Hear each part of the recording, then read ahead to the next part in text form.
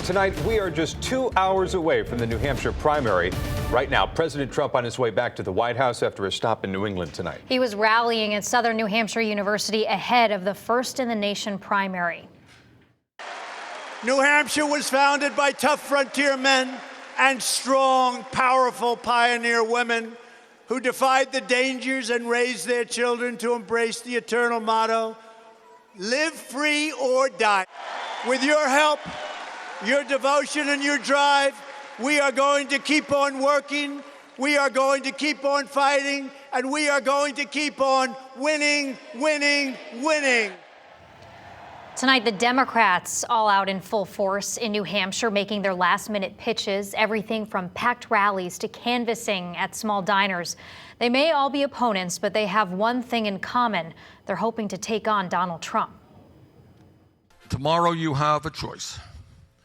You have a choice about going forward and voting for a campaign which will defeat Donald Trump. We cannot risk alienating Americans at this critical moment. And that's where I part ways with my friend Senator Sanders. Trump's going to tell us over and over again that the economy is on the ballot this year. It sure is.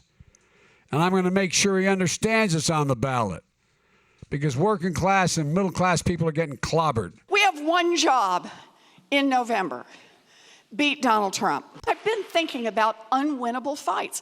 Well, they're only unwinnable if you don't get in the fight and fight it. While Donald Trump's 3 words in his playbook may be to divide and demoralize, mine is unite and lead. All right, so those are the words. Let's take a look at the numbers right now. The latest poll average from 538 puts Bernie Sanders at the top in New Hampshire, followed by Pete Buttigieg. It has Biden and Warren tied. But the latest national poll from Quinnipiac University just out this afternoon shows something different. Biden trailing just below Bernie Sanders, then Bloomberg grabbing 15%, followed by Warren, and then Buttigieg falling to 5th. And in less than 2 hours, the first voters will head to the ballot box. One ballot box in particular in Dixville Notch, New Hampshire. Just 5 people in that tiny town, and Rob D'Arienzo is there live for us tonight. Rob, this is a highly anticipated evening with that countdown to midnight. Well, that's right, Jen and Ben. You can see there's actually more media here than voters here in Dixville Notch. This is a tradition here, the first in the nation, the very first to cast their ballots. But believe it or not, the tradition almost didn't happen this time around. It's that iconic picture of the first ballot going in at midnight. It's like the starting gun for the whole process. The tradition nearly didn't happen this year when the New Hampshire Attorney General said they didn't have enough residents to hold their own election. Now a single resident who just moved in saved the tradition by being the required 5th voter. Unbeknownst to me, they were down to 4, and it was handy that I was planning on coming back, so I guess I ended up being the 5th guy.